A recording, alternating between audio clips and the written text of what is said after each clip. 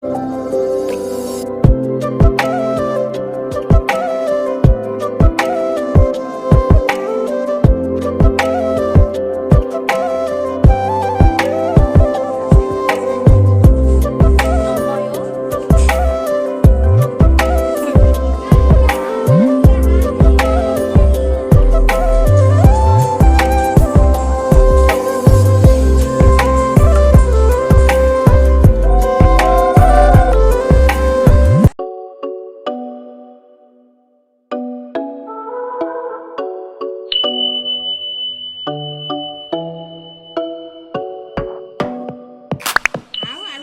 everyone, welcome back to my YouTube channel. পুনৰবাৰ সকলোকে মোৰ YouTube চেনেললৈ স্বাগতম জনালো। আশা কৰো আপোনালোক সকলো ভালে কুশলে আছে। আজি হৈছে মোৰ ননদৰ বিয়াৰ সান্দহগুৰি খুন্দা। এই ৰাতিপুৱা এতিয়া 10:30 মান হৈ গ'ল। এতিয়া সকলোৱে মিলি সান্দহগুৰি খুন্দিবলৈ লৈছে। গাঁওবিলাকত আচলতে অলপ আগতীয়াকৈ খুন্দে মেবি, মই শিওৰ নহয়, কিন্তু যিহেতু সময়ৰ অভাৱ আৰু মানুহৰ অভাৱ সেইকাৰণে বিয়াৰ 2 দিন আগত মানে 3 দিন আগত খুন্দিছে। আৰু আজি ৰাতিলৈকে আছে মোৰ ননদৰ মেহেন্দি। তো মেহেন্দি আৰ্টিষ্ট মাতিছে তাই আৰু আহিব। আপোনালোকক সকলোখিনি দেখাই যাম ভিডিঅ'টোৰ জৰিয়তে। সান্দহগুৰি খুন্দাৰ খুন্দোতে সকলোবোৰ ঘৰৰ মানুহে আছে, খুৰীমা তাৰপিছত জেঠীমা এনেকৈ সকলোখিনি, আৰু যিহেতু মোৰ ননদৰ বিয়া হয় সেইকাৰণে আপোনালোকে ভিডিঅ'টো চাই থাকক সম্পূৰ্ণকৈ। চাই আশা কৰোঁ ভাল পাব, আৰু যদি ভাল লাগে আপোনালোকৰ তেতিয়াহ'লে লাইক এটা কৰি দিব।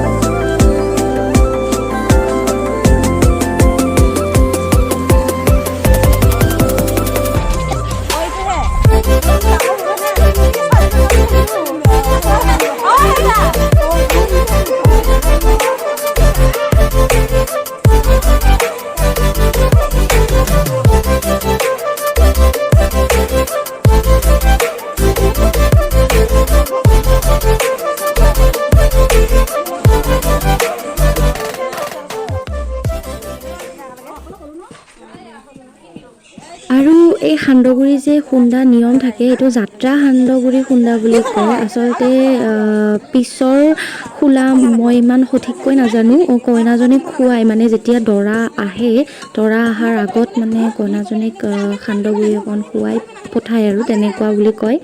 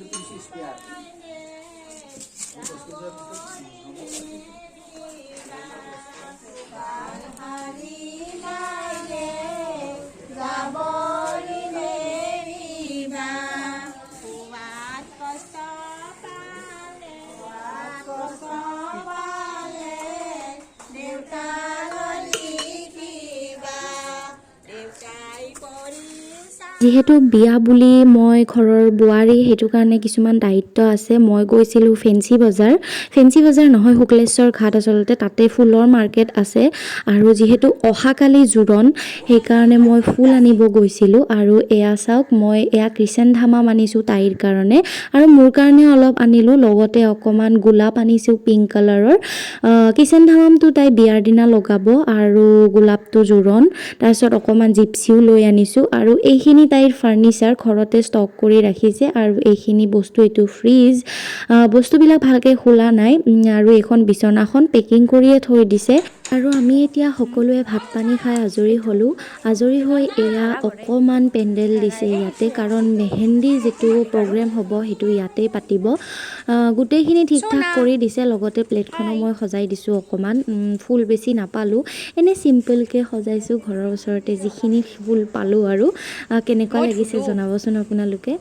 লাহে লাহে মেহেন্দিৰ প্ৰগ্ৰামটো আৰম্ভ হ'ব। আৰু এইজনী হৈছে মেহেন্দি আৰ্টিষ্ট মনামী। আচলতে তাইৰ ঘৰ হাজোত হয়, গুৱাহাটীত থাকে।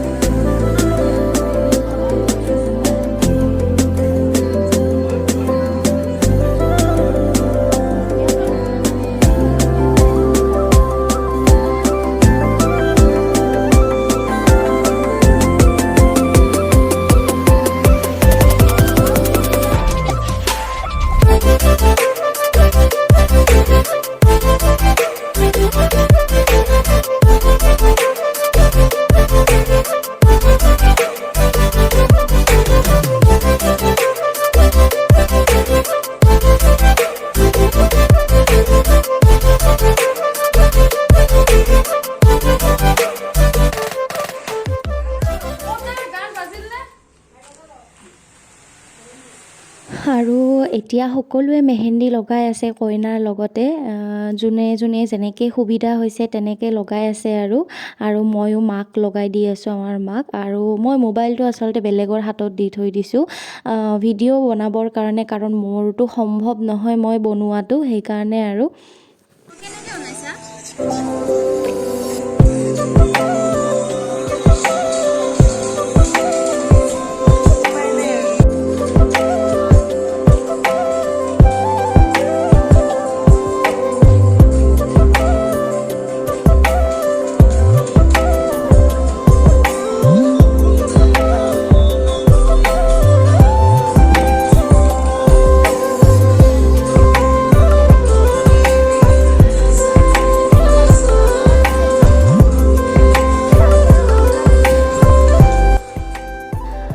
মই কিন্তু পিছে কম নহয়, মানে মেহেন্দি প্ৰগ্ৰেম চলি থাকোঁতেই ছাদৰ ওপৰত গৈ পেলাই কেইটামান ৰিলছো বনালোঁ। মানে যদি ননদৰ বিয়া আৰু তাতে যদি অকণমান মই ৰিলছ নবনাওঁ তেনেহ'লে কিহৰনো আৰু ন, সেইকাৰণে। আৰু ভালো লাগিলে এনেকুৱা প্ৰগ্ৰেম। নিজৰ বিয়াত ইমানখিনি কৰিব নোৱাৰিলোঁ, কিন্তু যিখিনি পাৰিছোঁ কৰিছোঁ আৰু মানে সেইকাৰণে। আৰু বিয়া বুলিলে ৰিলছ যে নহ'ব সেইটোনো কেনেকৈ হ'ব। তো এজনী হৈছে খুৰাৰ ছোৱালী খুচি, তাইৰ লগতে ওপৰত গৈ পেলাই কেইটামান ৰিলছ বনাই ল'লোঁ। ৰিলছবোৰ ইনষ্টাগ্ৰামত দিয়া আছে, যদি চাব বিচাৰে চাব পাৰে ইনষ্টাগ্ৰামত। জোৰোণৰ দিনা ৰাতিপুৱা এয়া মেকআপ আৰ্টিষ্ট আহিছে, তেখেতৰ গোটেই মেকআপবোৰ পূৰা পেলাই দিছে বিচনাত আৰু কইনাক ধুনীয়াকৈ মেকআপ কৰি আছে। দেখাম মেহেন্দিত উঠা কেইখনমান ফটো লগাই দিছোঁ। বেছি উঠিব নোৱাৰিলোঁ, কাৰণ কামো আছিলে বহুত কৰিবলগীয়া, সেইকাৰণে কেইখনমানহে উঠিলোঁ পিছে। আৰু আজিৰ ভিডিঅ'টো ইমানেই আছিলে যদি আপোনালোকৰ ভাল লাগিলে লাইক কমেন্ট শ্বেয়াৰ আৰু সাবস্ক্ৰাইব কৰি দিব লগতে সোনকালে জোৰণৰ ভিডিঅ'টো আপোনালোকৰ ওচৰত আনিম